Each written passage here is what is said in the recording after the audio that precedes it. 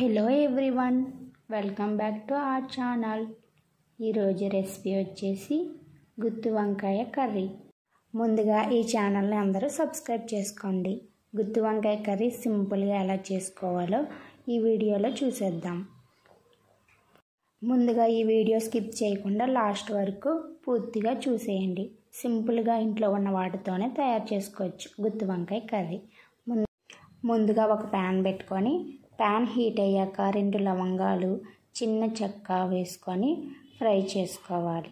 అందులోకి కొంచెం పల్లీలు వేసుకొని ఫ్రై చేయాలి, బాగా ఫ్రై చేయాలి.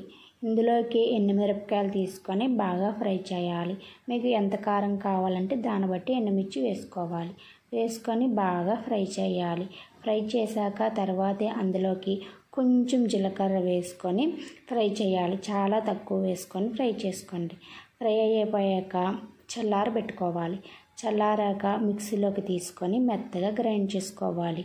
ఇందులోకి ఒక పెద్ద ఉల్లిపాయ తీసుకొని చిన్న చిన్న ముక్కలుగా కట్ చేసుకొని వేసుకోవాలి. తర్వాత 2 టమాటీలు కూడా సేమ్ ప్రాసెస్లో చిన్న ముక్కలుగా కోసుకొని వేసుకోవాలి.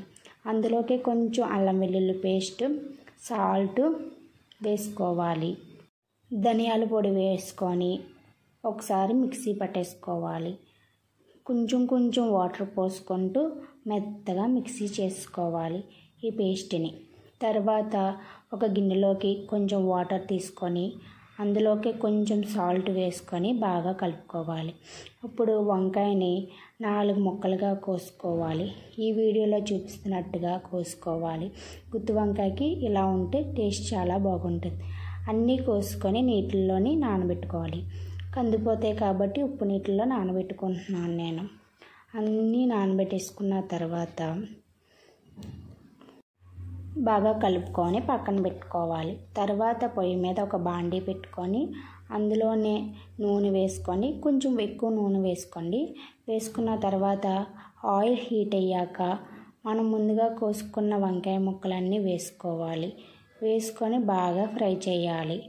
బాగా మెత్తగా ఫ్రై చేసే వరకు పొయ్యి మీద మూత పెట్టుకొని ఉంచుకోండి.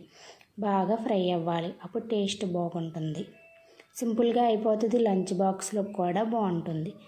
చపాతీల్లోకి తినొచ్చు, బిర్యానీలోకి తినొచ్చు, అన్నిటిలోకి తినొచ్చు. టేస్ట్ చాలా బాగా వస్తుంది. ఇంట్లో ఉన్న వాటితోనే చేసుకోవచ్చు. అలా మెత్తగా అయిపోయాక ఒక గిన్నెలోకి తీసేసుకొని పక్కన పెట్టుకోవాలి.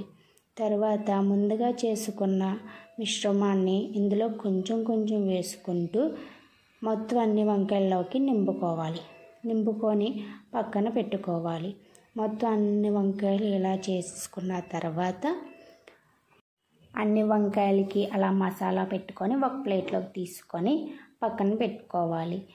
తర్వాత మళ్ళీ బాండీ పెట్టుకొని అందమైన ఆయిల్ వేసుకొని కొంచెం కరివేపాకు, మనం ముందుగా పెట్టుకున్న వంకాయలని వేసుకోవాలి. వేసుకొని అన్నీ వేసుకొని బాగా మగ్గనివ్వాలి. బాగా ఉడికితే టేస్ట్ చాలా బాగుంటుంది. బాగా ఉడికిపోయాక అటు ఇటు కలుపుకుంటూ ఉండాలి. తర్వాత మనం ఉన్న పేస్ట్ని కూడా ఇందులో వేసుకొని బాగా కలుపుకోవాలి. నూనె పైకి తేలేంత వరకు బాగా ఫ్రై చేయాలి. చాలా టేస్టీగా ఉంటుంది. మీ ఇంట్లో కూడా ఒకసారి ట్రై చేయండి గుత్తి వంకాయ కర్రీ. మూత పెట్టుకొని బాగా మగ్గనిచ్చాక మళ్ళీ ఒకసారి చూసుకుంటూ కలుపుకుంటూ ఉండాలి, అడుగు మాడిపోకుండా. తర్వాత ఇందులోకి కొంచెం గరం మసాలా వేసుకొని బాగా ఫ్రై చేయాలి. తర్వాత ఇందులోనే కొంచెం మీకు తగినంత వాటర్ పోసుకొని దగ్గరికి ఉడకనివ్వాలి. బాగా ఉడకాలి.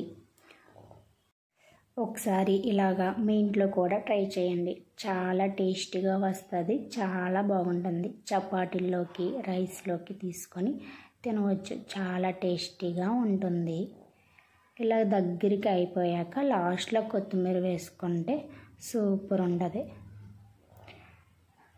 ప్లీజ్ కొంచెం ఛానల్ సబ్స్క్రైబ్ చేసుకోండి.